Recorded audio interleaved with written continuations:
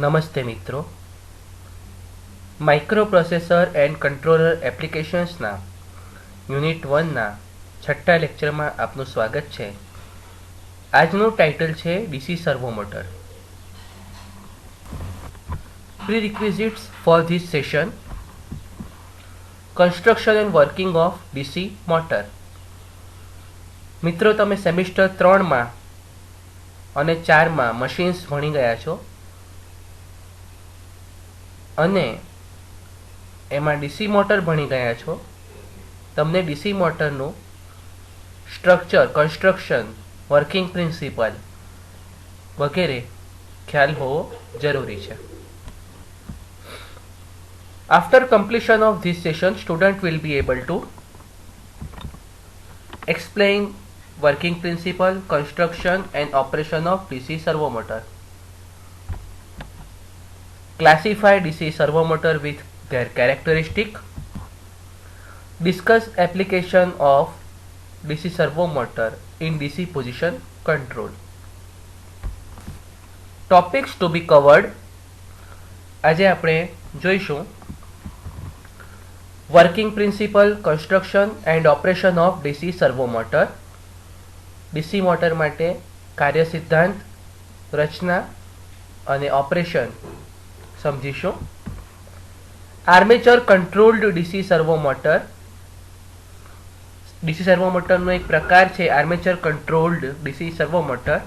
એ પ્રમાણે field control DC servo motor અને DC servo મોટરની એક એપ્લિકેશન જોઈશું આપણે, જે ડીસી પોઝિશન કંટ્રોલ છે યુઝિંગ સર્વો મોટર.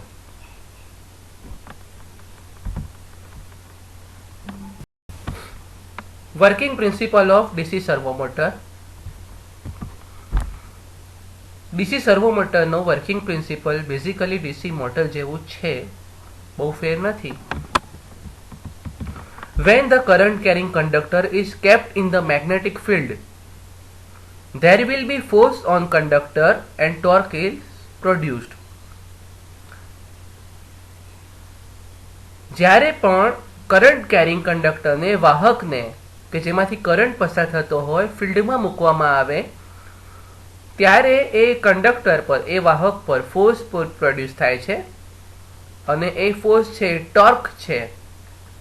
અને આ જે ટોર્ક છે એ ફ્લક્સ અને આર્મેચર કરંટના ગુણાકારના સમપ્રમાણમાં હોય છે.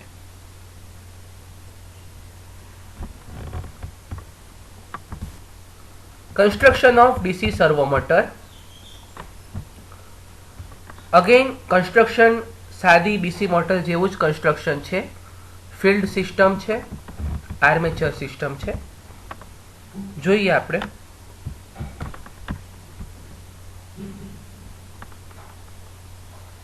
અહીં તમે ફિગરમાં જુઓ છો એ ફિલ્ડ સિસ્ટમ છે, જેમાં 3 સેક્શન છે.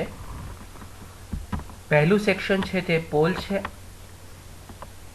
જે ફિલ્ડ વાઇન્ડિંગ જ્યાં આપણે મૂકીએ છીએ, જ્યાં ફિલ્ડ વાઇન્ડિંગ ગોઠવીએ છીએ.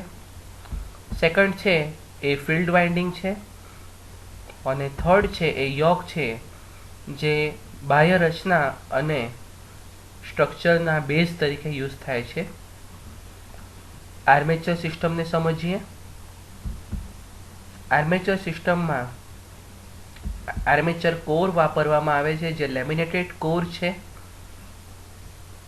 અને વચ્ચે જે ખાંચામાં આર્મેચર વાઇન્ડિંગ આપણે ગોઠવીએ છીએ અને કમ્યુટેટર અને બ્રશ સિસ્ટમ યુઝ થાય છે. જે રીતે ડીસી મોટરમાં કમ્યુટેટર અને બ્રશ યુઝ થાય છે, એ રીતે ડીસી સર્વો મોટરમાં પણ કમ્યુટેટર અને બ્રશ યુઝ થાય છે. Working of DC servo motor અથવા operation of DC servo motor કઈ રીતે કાર્ય કરે છે. When field winding is supplied with DC, જ્યારે ફિલ્ડ વાઇન્ડિંગને ડીસી સપ્લાય કરવામાં આવે, flux is induced. When current is passing through the armature, જ્યારે આર્મેચરમાંથી કરંટ એટલે કે વિદ્યુત પ્રવાહ પસાર થતો હોય, ટોર્ક ઇઝ ઇન્ડ્યુસ્ડ. જે રીતે કાર્ય સિદ્ધાંતમાં આપણે જોયું કે whenever current carrying conductor is kept in the magnetic field, torque is produced. એટલે કે જ્યારે ફિલ્ડ વાઇન્ડિંગમાં તમે ડીસી સપ્લાય કરો છો, ફ્લક્સ ઇન્ડ્યુસ થાય છે અને આર્મેચરમાંથી કરંટ પસાર કરો તો ટોર્ક પ્રોડ્યુસ થાય છે. બહુ સિમ્પલ વર્કિંગ પ્રિન્સિપલ છે, બહુ સિમ્પલ ઓપરેશન છે. આમાં જો બે પ્રકાર છે. જો ફિલ્ડમાંથી કંટ્રોલ થતો હોય તો બે વોલ્ટેજ આપવાના થાય છે. Fixed voltage is given to armature, એટલે કે જ્યારે આર્મેચરને ફિક્સ્ડ વોલ્ટેજ કંટ્રોલ વોલ્ટેજ ફિલ્ડને આપે અને આર્મેચરને ફિક્સ્ડ વોલ્ટેજ આપે તો ફિલ્ડ કંટ્રોલ થયો. અને બીજું છે આર્મેચર કંટ્રોલ, તો fixed voltage is given to field. એટલે કે બે કંટ્રોલની પ્રકાર છે, બે પ્રકાર છે. એક ફિલ્ડ કંટ્રોલ છે અને એક આર્મેચર કંટ્રોલ છે. જો ફિલ્ડ કંટ્રોલ હોય તો આર્મેચરને ફિક્સ વોલ્ટેજ આપવાના, અને જો આર્મેચર કંટ્રોલ હોય તો ફિલ્ડને ફિક્સ વોલ્ટેજ આપવાના. Armature controlled DC servo motor આપણે બંને પ્રકારો જોઈ લઈશું. આ જે સર્કિટ ડાયાગ્રામ કે ફિગર જે દેખાઈ રહી છે, અહીં તમે જુઓ છો કે ફિલ્ડને ફિક્સ વોલ્ટેજ આપ્યા છે અને આર્મેચરને કંટ્રોલ વોલ્ટેજ આપ્યા છે. એટલે કે આ armature controlled DC servo motor છે. Field winding is given constant or fixed DC. Constant field current is produced, એટલે કે તમે જો ફિલ્ડ વાઇન્ડિંગને કોન્સ્ટન્ટ તમે સપ્લાય આપો તો ફિલ્ડ કરંટ કોન્સ્ટન્ટ હશે. અને by changing the armature voltage the motor speed will be changed. જો તમે અહીં આર્મેચર વોલ્ટેજ બદલો તો સ્પીડ બદલાશે. Field control DC servo motor અહીં આગળની સર્કિટ કરતાં ઊંધું છે. આગળની ફિગરમાં આર્મેચરમાં કંટ્રોલ વોલ્ટેજ હતા, અહીં ફિલ્ડમાં કંટ્રોલ વોલ્ટેજ છે. આ field control DC servo motor છે. આર્મેચર ઇઝ ગિવન કોન્સ્ટન્ટ અથવા fixed DC. Field is given control voltage. જ્યારે પણ ફિલ્ડમાંથી કરંટ પસાર થાય અને એ કરંટમાં ચેન્જ થાય તો આર્મેચરની સાથે સંકળાતા ફ્લક્સમાં ફેરફાર થશે અને જે ટોર્ક પ્રોડ્યુસ થશે એમાં ચેન્જ થશે અને સ્પીડ બદલાશે. એટલે કે જ્યારે ફિલ્ડ વાઇન્ડિંગને સપ્લાય આપવામાં આવે છે, કંટ્રોલ વોલ્ટેજ આપવામાં આવે છે, ત્યારે ફ્લક્સ પ્રોડ્યુસ થાય છે અને આર્મેચર મૂવ થાય છે. અને by changing the field voltage motor speed will be changed. આગળ કરતાં બિલકુલ રિવર્સ કેસ છે. ત્યાં આર્મેચરને કંટ્રોલ વોલ્ટેજ આપતા હતા, અહીં ફિલ્ડને કંટ્રોલ વોલ્ટેજ આપીએ છીએ. Comparison of armature control and field control. By using field control method, we can't have linear control. એટલે કે ફિલ્ડ કંટ્રોલ મેથડમાં જ્યારે કંટ્રોલ વોલ્ટેજ ફિલ્ડને આપવામાં આવે ત્યારે કેરેક્ટરિસ્ટિક લિનિયર મળતી નથી. લિનિયર એટલે ટોર્ક સ્પીડ કર્વમાં લિનિયરિટી એ એક રેફરન્સમાં ચેન્જ થાય, એક રેશિયોમાં ચેન્જ થાય, એ લિનિયરિટી મેન્ટેન થતી નથી. Time constant of the field circuit is more than armature circuit. મિત્રો, ટાઈમ કોન્સ્ટન્ટ એટલે કે ચાર્જિંગ ટાઈમ તમે કહી શકો. એટલે કે ફિલ્ડને એનર્જાઇઝ થવામાં વધારે સમય લાગે છે, ટાઈમ કોન્સ્ટન્ટ વધારે છે. આર્મેચર સર્કિટ કરતાં ફિલ્ડને સપ્લાય આપવામાં વધારે સમય જાય છે. તેથી જે ફિલ્ડ કંટ્રોલ છે એનો રિસ્પોન્સ થોડું સ્લો છે. આનાથી રિવર્સ છે કે more power is required for armature control compared to field control. Field કંટ્રોલ કરતાં આર્મેચર કંટ્રોલમાં વધારે પાવર જોઈએ છે. Stability of the system is reduced by field control. Slow system છે ફિલ્ડ કંટ્રોલ, એટલે કે ત્યાં સ્ટેબિલિટી ઓછી હોવાની સંભાવના રહે છે, ઓછી હોવાના ચાન્સીસ રહે છે. જેથી તમારે અનધર એક્શન્સ સાથે યુઝ કરવા પડે. Mechanical damping is manage by friction in field control, એટલે કે ફિલ્ડ કંટ્રોલમાં તમારે friction through mechanical damping manage થાય છે. આ થઈ કમ્પેરિઝન ઓફ આર્મેચર કંટ્રોલ અને ફિલ્ડ કંટ્રોલ. બંનેના અમુક પ્લસ પોઈન્ટ અને અમુક માઇનસ પોઈન્ટ છે, જે તે સિસ્ટમની કેરેક્ટરિસ્ટિક પ્રમાણે, લાક્ષણિકતા પ્રમાણે કંટ્રોલ એક્શન યુઝ કરી શકાય. Characteristic of DC servo motor. મિત્રો, હવે થોડા ઇક્વેશન્સ સમજીએ. IA is equal to VA minus KV into N by RA. IA એટલે આર્મેચર કરંટ, VA એટલે આર્મેચર વોલ્ટેજ, KV એટલે બેક EMF કોન્સ્ટન્ટ વોલ્ટ પર RPM માં લેવામાં આવે, અને N ઇઝ ધ સ્પીડ અને RA is the armature resistance. આ આર્મેચર કરંટનું ઇક્વેશન છે. Torque developed is equal to KT into IA. Torque develop જે હોય એ KT એટલે કે ટોર્ક કોન્સ્ટન્ટ છે, કિલોગ્રામ મીટર પર એમ્પિયરમાં આવે, મલ્ટીપ્લાઈડ બાય IA. હવે આગળનું જે ઇક્વેશન છે IA નું, એ TD ના ઇક્વેશનમાં મૂકીએ તો આ પ્રમાણે કંઈક બને. TD is equal to KT into VA minus KV into N divided by RA. મિત્રો, અહીંયા તમે જોઈ શકો છો કે VA અને ટોર્ક બંનેમાં એક રિલેશનશિપ છે. એટલે કે આર્મેચર વોલ્ટેજ વધે તેમ ટોર્કની રેન્જ વધી જશે. એટલે આપણે જો કેરેક્ટરિસ્ટિક માટે જુદા જુદા આર્મેચર વોલ્ટેજ લઈએ આ પ્રમાણે 1 2 3 4 5, એટલે કે VA1 કરતાં VA2 ઓછું, VA3 ઓછું, એટલે કે રિવર્સ જોઈએ તો VA5 કરતાં VA4 વધારે. એ પ્રમાણે VA5 is less than VA4, VA4 is less than VA3. તો કેરેક્ટરિસ્ટિક આપણને કંઈક આ પ્રમાણે મળે છે. એક્સ એક્સિસ પર સ્પીડ, વાય એક્સિસ પર ટોર્ક. ટોર્ક સ્પીડ કર્વ કહેવાય એને. તો VA5 માટે એક રેન્જ મળે છે, VA4 માટે બીજી રેન્જ મળે છે, VA3 માટે. એટલે તમે જુઓ, જેમ જેમ આર્મેચર વોલ્ટેજ વધારતા જઈએ તેમ તેમ ઓપરેશનની રેન્જ છે એ આપણને વધારે મળે છે. VA2 અને VA1 અને મોસ્ટલી લિનિયર છે. ઓકે, તો આ થઈ characteristic of DC servo motor. Advantage, disadvantage and application of DC servo motor. Advantage જોઈ લઈએ. ફોર સેમ સાઇઝ મોર પાવર ધેન એસી સર્વો મોટર. એનો મતલબ કે કોઈ એક એપ્લિકેશન છે અને તમારી જોડે બે ઓપ્શન છે કે એસી સર્વો મોટર વાપરવી કે ડીસી સર્વો મોટર વાપરવી. તો જ્યારે સાઇઝનો કન્સ્ટેન્ટ હોય, જગ્યા ઓછી હોય, તો તમે DC servo motor same power માટે વાપરી શકો. એટલે સેમ સાઇઝમાં વધારે પાવર ડેવલપ કરી શકે છે એસી સર્વો મોટરની સરખામણીમાં. Less power required for field control method. તમે જો ફિલ્ડ કંટ્રોલ મેથડ યુઝ કરો તો ઓછું પાવર વાપરી શકાય છે. આ એના એડવાન્ટેજ એટલે કે ફાયદા થયા.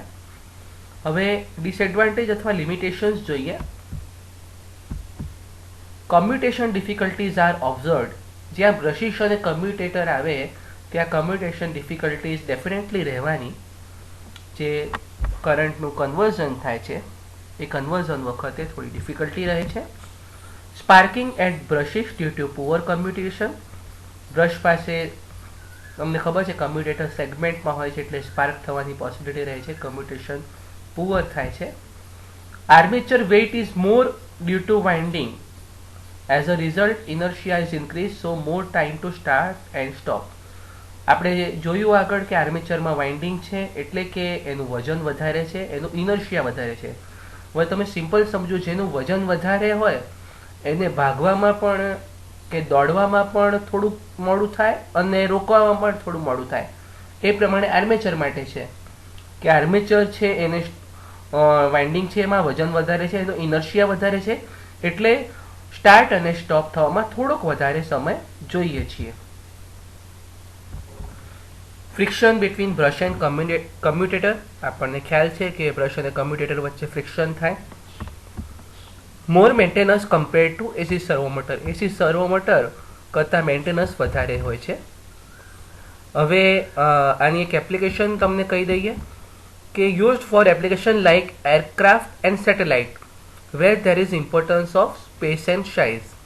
આપણને ખબર છે કે એરક્રાફ્ટ એપ્લિકેશન અને સેટેલાઇટ એપ્લિકેશનમાં જગ્યાની ઘણી પ્રોબ્લેમ હોય, એટલે કે ઓછી જગ્યામાં વધારે સાધન, વધારે કંટ્રોલ પાર્ટ્સ, કંટ્રોલ ઇક્વિપમેન્ટ્સ મૂકવાના હોય, અધરવાઇઝ વજન વધી જાય સ્પેસ સેટેલાઇટનું કે એરક્રાફ્ટનું. એટલા માટે એવી એપ્લિકેશન્સ વખતે ડીસી સર્વો મોટર યુઝ થાય છે, એટલે કે ખૂબ જ ઇમ્પોર્ટન્ટ એપ્લિકેશન છે એની. હવે એક સાદી એપ્લિકેશન જોઈએ, DC position control using servo motor. DC સર્વો મોટરથી ડીસી પોઝિશન કંટ્રોલ જોઈએ. આપણે આગળના લેક્ચર્સમાં સેમ કેસ માટે એસી પોઝિશન કંટ્રોલ જોયું હતું, જ્યાં સિંક્રો યુઝ કર્યા હતા. અહીં આ કેસમાં આપણે સમજીએ. સૌથી પહેલાં તો એક લોડ આવશે કે જે મેકેનિકલ લોડની અહીંયા એંગ્યુલર પોઝિશન આપણે સેટ કરીએ છીએ, એંગ્યુલર પોઝિશન ચેન્જ કરીએ છીએ. તો આ છે લોડ. સેકન્ડ છે ગિયર સિસ્ટમ અથવા ગિયર ટ્રેન પણ કહેવાય, એટલે કે તમારી ડીસી સર્વો મોટરના રોટર જોડે ગિયર ટ્રેન કનેક્ટ કરેલી છે. જે પ્રમાણે ડીસી સર્વો મોટર ફરે એ પ્રમાણે તમારે ગિયર સિસ્ટમ ફરે અને લોડની એંગ્યુલર પોઝિશન ચેન્જ થાય. આ ગિયર સિસ્ટમ છે. એના પછી છે પોટેન્શિયોમીટર એ અને બી. અહીં બે પોટેન્શિયોમીટર વાપરવામાં આવે છે. આ પોટેન્શિયોમીટર એ છે અને આ પોટેન્શિયોમીટર બી છે. બંને વચ્ચે વોલ્ટેજ E1 અને E2 ઇન્ડ્યુસ થાય છે અને બંનેના ડિફરન્સ પ્રમાણે એરર પ્રોડ્યુસ થાય છે. અને એ એરર પ્રમાણે તમારા મોટર ફરે છે, તમારી સર્વો મોટર ફરે છે અને લોડ છે એની પોઝિશનમાં ચેન્જ આવે છે. એટલે કે આ પોટેન્શિયોમીટર એ અને પોટેન્શિયોમીટર બી. એમ્પ્લીફાયર છે, આ એમ્પ્લીફાયર છે. મેં તમને કીધું એ પ્રમાણે જ્યારે એરર પ્રોડ્યુસ થાય તો એરરને એમ્પ્લીફાય કરે, ને આપણને ખ્યાલ છે કે એમ્પ્લીફાયરમાંથી એક્ચ્યુએટરમાં પાવર જાય અને એક્ચ્યુએટર ફાઇનલ કંટ્રોલ એક્શન લે. Field control DC servo motor આપણું main part. DC servo motor field control છે, જે એમ્પ્લીફાયરમાંથી આઉટપુટ પાવર લેશે, જે સિગ્નલ આવશે એ સિગ્નલ પ્રમાણે સર્વો મોટર મૂવ કરશે અને કંટ્રોલ એક્શન થશે. અને છેલ્લું છે રેફરન્સ ઇનપુટ શાફ્ટ. તમારે જ્યારે લોડની પોઝિશન ચેન્જ કરવાની હોય તો એરર પ્રોડ્યુસ કરવી પડે, એટલે કે આ જે છે 6 નંબરનું લખ્યું છે રેફરન્સ ઇનપુટ શાફ્ટ. આ રેફરન્સ ઇનપુટ શાફ્ટ તમારે ફેરવો હાથથી તો એ પ્રમાણે E1 ચેન્જ થશે, E1 ની પોઝિશન ચેન્જ થશે, E1 ની વેલ્યુ ચેન્જ થશે, E1 અને E2 માં ફેર આવશે અને ઓપરેશન થશે. આપણે આગળ જોઈએ કઈ રીતે થશે. આ ડાયાગ્રામ છે આપણો. If the load is at required angular position E1 and E2 are same and E1 minus E2 is equal to 0. એટલે કે લોડ છે એ ચોક્કસ જગ્યાએ હોય તો શું થશે? આ લોડ છે એની ચોક્કસ જગ્યાએ છે તો શું થશે કે E1 અને E2 વચ્ચે કોઈ તફાવત નથી, કોઈ ચેન્જ નથી. E1 અને E2 બંને સેમ છે, એથી 0 થશે. નો એરર, કોઈ એરર પ્રોડ્યુસ નહીં થાય, કોઈ ફ્લક્સ પ્રોડ્યુસ નહીં થાય, એમ્પ્લીફાયરને સિગ્નલ નહીં મળે, તમારી મોટર છે એ મોટરને કોઈ ઇનપુટ નહીં મળે અને ગિયર ચેન્જ નહીં થાય. If V move the shaft with reference to previous position, એટલે શાફ્ટને એની પ્રીવિયસ પોઝિશન કરતાં આપણે ક્લોકવાઇઝ અથવા એન્ટી ક્લોકવાઇઝ ડાયરેક્શનમાં મૂવ કરીએ, રોટેટ કરીએ. આ શાફ્ટ છે, આ શાફ્ટને આપણે કોઈ પણ એક ડાયરેક્શનમાં રોટેટ કરીએ, ક્લોકવાઇઝ અથવા એન્ટી ક્લોકવાઇઝ, તો શું થશે? E1 ની વેલ્યુમાં ચેન્જ આવશે, કારણ કે જે એનું પોઈન્ટ છે એ પોઈન્ટ વાઇન્ડિંગ જોડે પોટેન્શિયોમીટરના ટર્મિનલ્સ જોડે કનેક્ટેડ છે, એટલે E1 ની વેલ્યુમાં ચેન્જ થશે. તો હવે શું થયું? E1 અને E2 માં ચેન્જ થવાથી એરર પ્રોડ્યુસ થઈ. આ એરરનું શું થશે? આ એરર એમ્પ્લીફાય થશે અને એમ્પ્લીફાય થઈને ક્યાં જશે? ફિલ્ડ વાઇન્ડિંગને સપ્લાય મળશે અને ડીસી સર્વો મોટર રોટેટ થશે અને એનાથી શું થશે? તમારા ગિયર ટ્રેન થ્રુ લોડને એંગ્યુલર પોઝિશનમાં ચેન્જ આવશે અને જ્યાં સુધી E1 અને E2 સરખા ન થાય ત્યાં સુધી એ મુવમેન્ટ થશે, અને જ્યારે E1 અને E2 સરખા થઈ જાય ત્યારે શું થઈ જશે, ત્યારે ફિલ્ડને સિગ્નલ મળે છે એ 0 થશે. E1 માઇનસ E2 0 થવાથી એમ્પ્લીફાયર કોઈ સિગ્નલ નહીં મોકલે અને લોડ સ્ટોપ થશે, લોડની પોઝિશન ફાઇનલ આવી જશે. ખૂબ જ સિમ્પલ એપ્લિકેશન છે મિત્રો, અને સમજી શકાય એવી છે. તો આ થઈ ડીસી સર્વો મોટરની પોઝિશન કંટ્રોલ માટેની એપ્લિકેશન. તો મિત્રો આજે આપણે શું જોયું?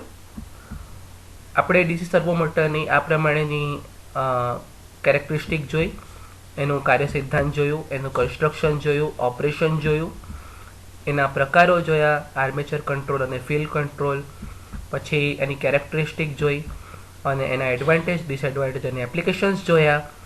ત્યારબાદ આપણે DC position control using servo motor એવી એક એપ્લિકેશન જોઈ. આઈ હોપ તમને ખ્યાલ આવ્યો છે. Thank you and keep learning.